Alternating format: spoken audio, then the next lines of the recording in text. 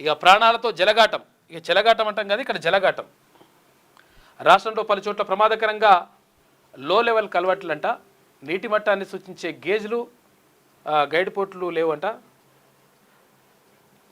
ప్రమాణాలకు నీళ్లు వదులుతున్న ప్రభుత్వ శాఖలు.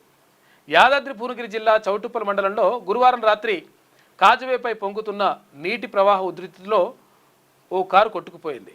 అందులోని 7గురు త్రుటిలో ప్రమాదం నుంచి బయటపడ్డారు. ప్రవాహం ఎంత ఉందనే వివరాలేవి ఆ కాజువే వద్ద లేవు. అంతకుముందు అదే మార్గంలో వచ్చిన ఆ కారులోని వారికి తిరుగు ప్రయాణంలో వరద అంచనా తెలియకపోవడంతో ప్రమాదం జరిగింది. గత ఏడాది ఆగస్టు నెలాఖరున మహబూబాబాద్ జిల్లా మరిపేట మండలంలో రాత్రిపూట ఆకేరువాగు ప్రవాహాన్ని దాటుతూ కారు కొట్టుకుపోవడంతో తండ్రి కూతురు మరణించారు.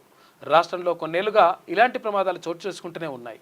అనేక మంది ప్రాణాలు కోల్పోతున్నా కనీసం రక్షణ చర్యలు తీసుకోకపోవడం సంబంధిత శాఖల నిర్లక్ష్యానికి నిదర్శనంగా కనిపిస్తూ ఉంది. ఈ రాష్ట్రంలో రోడ్లు, భవనాలు, పంచాయతీరాజ్ శాఖల పరిధిలో ఉన్నటువంటి ఎంతో కూడా రకరకాలుగా జరుగుతూ ఉందంట. దాన్ని పట్టించుకోవట్లేదని చెప్పేసి అంటున్నారు. వికారాబాద్ జిల్లా తాండూరు కరణ్కోట మార్గంలో బెల్కటూరు వాగు ప్రవాహంలో ఓ వ్యక్తి ఎంత ప్రమాదకరంగా రోడ్డు దాటుతున్నాడో చూశారా. ఇక్కడ ఒకవైపు వంతెన నిర్మిస్తుండగా తాత్కాలికంగా వాగులోనే అప్రోచ్ రోడ్డు నిర్మించారట.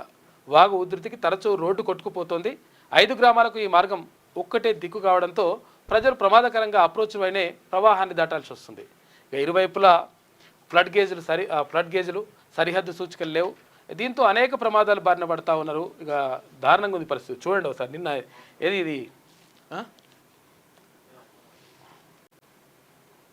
యాదాద్రి భువనగిరి జిల్లాకు సంబంధించి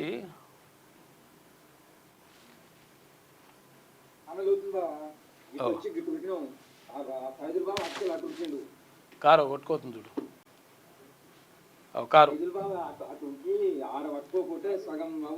తాడుగట్టి పెట్టినట్టు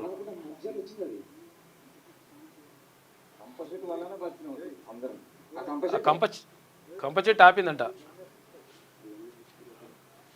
లేకపోతే కష్టమవుతుండే. ఇగో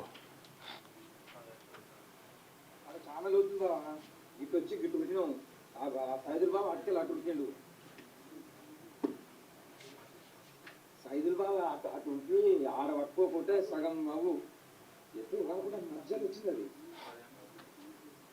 కంప చెట్టు వల్లనే బతికినాం అందరం. ఆ కంప చెట్టే ఇట్లా కలవట్ల పరిస్థితి అట్లున్నదని చెప్పేసి ఈనాడులో కథనం కనిపిస్తూ ఉంది. నిజంగా కూడా పరిస్థితి అట్లనే ఉన్నది చాలా దగ్గరలో.